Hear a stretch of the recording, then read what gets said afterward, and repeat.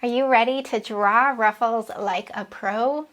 Get ready to add this feminine detail of a ruffle to your designs. Ruffles are a beautiful design detail that add volume and depth to your styles. Additionally, I'm going to show you exactly how the end of your ruffle drawing is the same exact technique that you're going to use on the bottom hemline of full dresses and skirts. Drawing ruffles and full skirts is one of my favorite things to draw. And actually, the very first job I had in the fashion industry in New York City was in high fashion, and the designer who I worked for absolutely loved ruffles, and she would integrate them into her designs in so many unique and beautiful ways, and it added such a beautiful design detail. Now, I know that the ruffle is not for every designer. It's very feminine, it's very specific to a design aesthetic. Don't worry, if you're not into the ruffles, you should at least understand how they're drawn, because that will help you in drawing very full hemlines of skirts and dresses. Let's go into the different shapes and types of ruffles now. So we are going to get into ruffles and how to draw them, and as well, we're going to apply that same logic to drawing hemlines of skirts and dresses. So we're in the fashion design book. We're going to do a cascading ruffle. We're going to talk about a standard ruffle or double edge ruffle and fullness here. Let's start here with a standard ruffle. So we have a double edge ruffle and we have a single edge ruffle. This is a standard ruffle that is a straight pattern piece. Then there's what's called a based stitch. This is the longest stitch possible, and we pull one of the lines of stitching to create fullness, and we gather that ruffle to create the fullness. So we're going to learn how to draw that. Then we have what's called a circular ruffle. You can see it's circular here.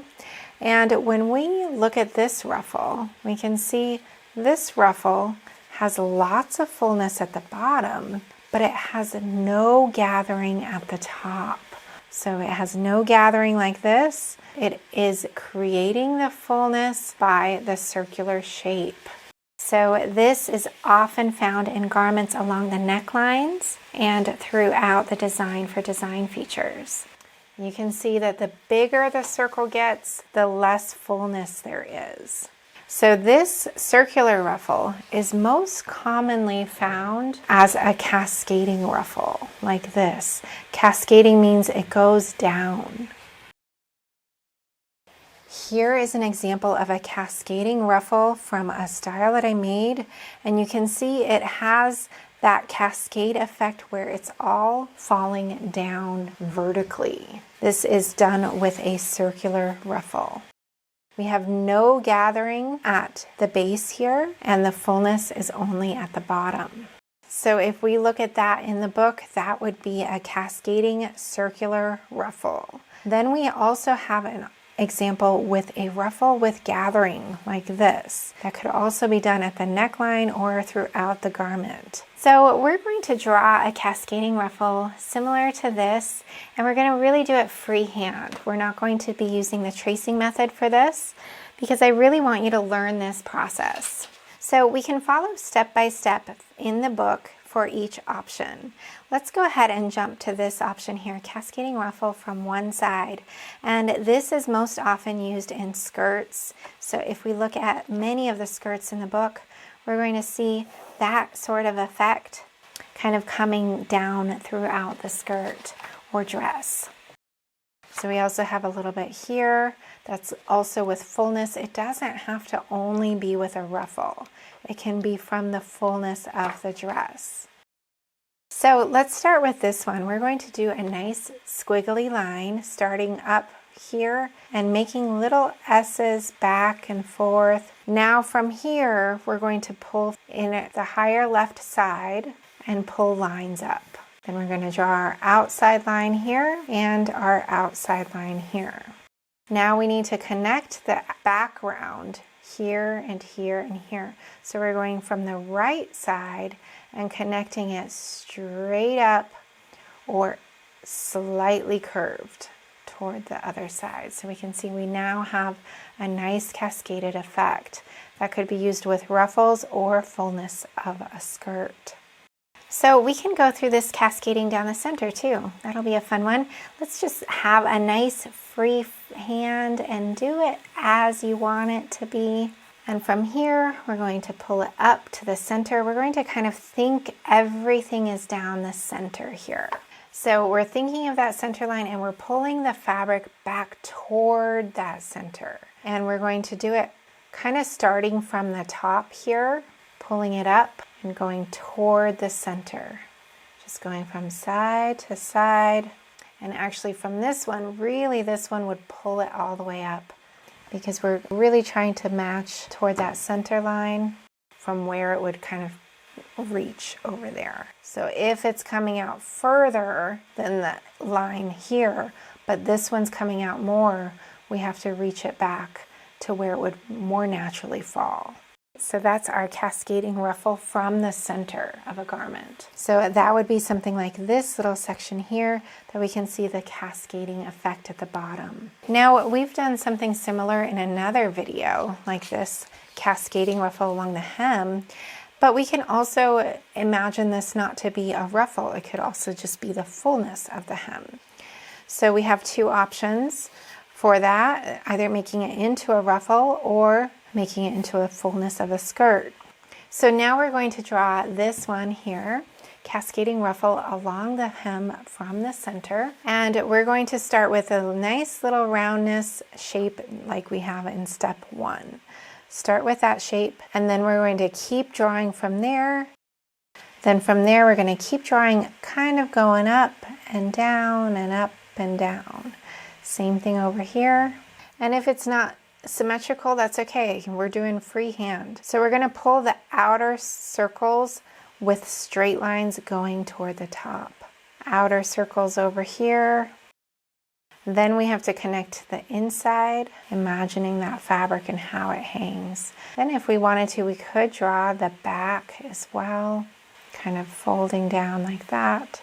And that would be the back inner garment. If I wanted to turn it into a ruffle, I could just add a seam up here and then my skirt would continue up. Or the fullness of the skirt could create that look.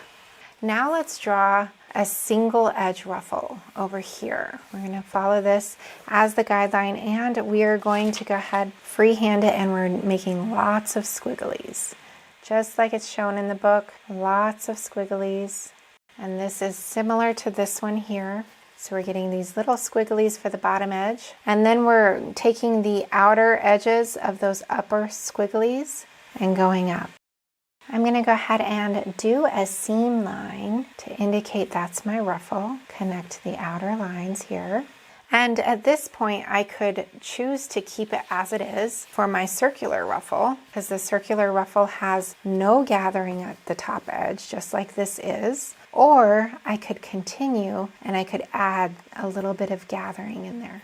And actually, I forgot to connect the inside, so we have to follow that step 4 here for connecting the inside and add a little gathering if you were doing a straight ruffle. So that is a single-edged ruffle. We would follow those same exact steps for a double edge, just doing it on the reverse. If you're enjoying this video, please make sure you like and subscribe so that this can spread to more people. I really appreciate it. Now I want to show you exactly how to use those same techniques onto a hemline of a very full skirt or dress. So now we're here and we're going to draw voluminous hemlines. So these hemlines here, we already kind of covered this one when it came to the ruffle. It's the same exact concept there, it's just applied to the hem. And this time we're going to do something more like this. It's a little bit more freehand. We have a few points in there. If you want to have points, you can. It's up to you. So for this process, we're going to follow step by step and just draw a squiggly line, some maybe points in there. And from any of the high points, we're going to pull those lines up toward the center. We're going kind of this direction on this side. And then on this side, we're going this direction, as if it's going toward the top portion of the skirt. So we're now down at step 3 here, pulling those lines upward. we have any back lines that we want to connect similar to that, we can. It's a little bit freehand, takes a little bit of practice. Another really nice way to do it actually is what I like to do with ball gowns. So let's jump to that ball gown. That's a great example. I really love to do several lines, and then we do another line a little bit lower than that, and then another line a little bit lower. We're kind of then connecting those lines. We're going to pull the lower lines up towards the center, and the upper lines kind of connect to those lower lines. So that's another way to do it. We have the fullness kind of coming down, and we're drawing it up, and then we're connecting it with the back. Okay, so we've drawn a lot here with our fullness and our ruffles. I want you to keep practicing this. It is so much fun. Start putting some of these things on the designs that you create with the fashion design book. It's going to be so much fun to start designing these things, and now that you know how to draw them, now you can apply them. Did you enjoy drawing ruffles and voluminous hemlines? This is one of my favorite things to draw. I hope you've enjoyed it. Keep following along in the fashion design book with the rest of those QR codes that are linking to these videos. You are getting through this one step at a time. It is such a fun course that you're joining in on. In case you don't have the fashion design book, you can find it on Amazon and most online book retail stores.